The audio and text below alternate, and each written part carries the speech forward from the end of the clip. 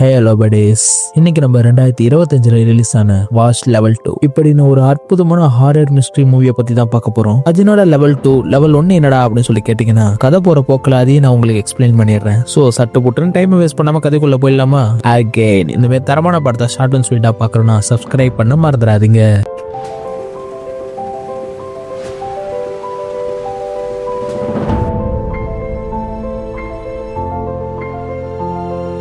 இங்க ஒரு கேர்ள்ஸ் மட்டும் படிக்கிற ஸ்கூல்ல ஸ்டூடெண்ட்ஸ்க்குலாம் மட்டும் ஒரு வாய்ஸ் கேட்க டக்குன்னு மைண்ட் மாறி அதுல ஒரு பொண்ணு மேல இருந்து கீழே விழுந்து இறந்து போக, அதுக்கப்புறம் அவள மாதிரியே எல்லா பொண்ணுங்களும் வந்து சூசைட் பண்ணிக்க, சாகிறதுக்கு முன்னாடி பிரதாப் இங்க வரலன்னா அவர் இங்க யாரையுமே உயிரோட விடமாட்டான்னு சொல்லிட்டு எல்லாருமே கீழே விழுந்துடுறாங்க.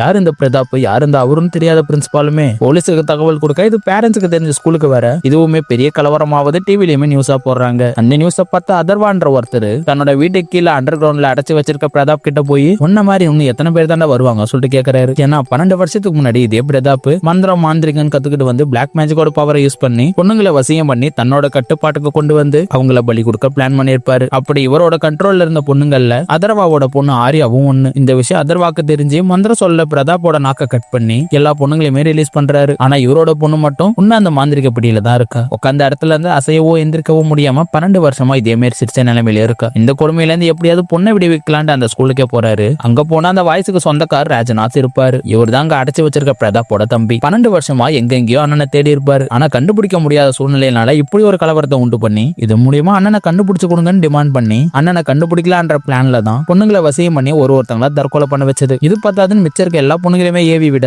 அவங்க எல்லாருமே கண்ணு முன்னு தெரியாம ரோட்ல ஓட, போலீஸ் பப்ளிக்னு பாக்குறவங்க எல்லாருமே கொண்டு போட எங்க பார்த்தாலும் ரத்த கலரியா இருக்கு. இதுல ஒரு பொண்ணு தன்னோட அப்பா அம்மாவே போட்டு தள்ளி இருக்கா. அகர்வா உன்னோட அண்ணன் என் கிட்ட தான் இருக்கான்னு சொல்ல, என் அண்ணனும் கிடைக்காம நான் எதையுமே நிறுத்த மாட்டேன் இவர் சொல்ல, நீ யார வேணா கொன்னுக்கோ, இந்த ஊரையே சுடுகாடாக்கிக்கோ, எனக்கு கவலை இல்ல. உன் அண்ணன் உனக்கு வேணும்னா அவன் புடியில இருக்க என்னோட பொண்ணை நீ ரிலீஸ் பண்ணி ஆகணும்னு சொல்ல, ராஜ்நாத்தும் அதுக்கு ஒத்துக்க, அதுக்கப்புறம் கிளம்பி அதர்வா வீட்டுக்கு போக, அப்படியே மந்திரிச்சு விட்ட மாதிரி அந்த பொண்ணுங்களாம் அவன் பின்னாடியே போக, 12 வருஷமா உன் பொண்ணு மந்திர கட்டுக்குள்ள இருக்கானா, ஒண்ணு என் அண்ணனுக்கு சொந்தமான பொருள் ஒண்ணு நீ வச்சிருக்கணும், இல்லனா அவன் கிட்ட நீ கடன் பட்டிருக்கணும். நல்லா யோசிச்சு சொல்லுன்னு பாரு. உன் அண்ணனுக்கு சொந்தமான எந்த பொருளையுமே நான் எடுக்கல. அதே சமயம் ஃபர்ஸ்ட் டைம் மீட் பண்ணும்போது எனக்கு காஃபி வாங்கி கொடுத்தான். நானுமே அவன் நல்லவன் நினைச்சு அந்த காஃபியை குடிச்சேன். அது மட்டும் தான் நான் பட்ட கடன் சொல்றான். அதுக்கு உடனே அந்த கடன் அடிச்சு உன் பொண்ணை ரிலீஸ் பண்ணிக்கன்னு சொன்னதும் காஃபிக்கு செலவான 10 ரூபாயை பிரதாப் கையில கொடுக்க அவனோட பொண்ணுமே நார்மலா வரா. ஆனா 12 வருஷமா பேசாம இருந்ததுல அப்பானு கூப்பிட கூட வாய்ஸ் வராது. அதே சமயம் இவருக்கு அதர்வா அண்ணனோட நாக்க கட் பண்ணிக்கிறான் தெரிய வருது. அந்த கோவத்துல அப்பாவையும் பொண்ணையும் அடிக்க உடனே அதர்வா ஸ்பீக்கர் ஆன் பண்ணி வால்யூம் இன்க்ரீஸ் பண்ணி வச்சிடறான். ஏன்னா ராஜ்நாத்தோட பிளாக் மேஜிக் மந்திரம் இந்த பொண்ணுங்களோட மைண்டுக்குள்ள கேட்டுட்டு இருக்க வரைக்கும் தான் அவனோட கண்ட்ரோல்ல இருப்பாங்க. ஆனா ஸ்பீக்கர் சவுண்ட்ல மைண்ட் டிஸ்டர்ப் ஆகி அத்தனை பொண்ணுங்களுமே ரிலீஸ் ஆகுறாங்க. அதுக்கப்புறம் ராஜ்நாத் நாக்க கட் பண்ணி அதே அண்டர் கிரவுண்ட்ல லாக் பண்ணி சாகுற வரைக்கும் 2 பேரும் இப்படியே இருக்கட்டும் விட்டுருவாரு. அக்யூஸ்டா இருந்தா போலீஸ்ல புடிச்சு கொடுக்கலாம். இந்த மாதிரி அரக்கணங்களுக்கு இதான் சரியான தண்டனை,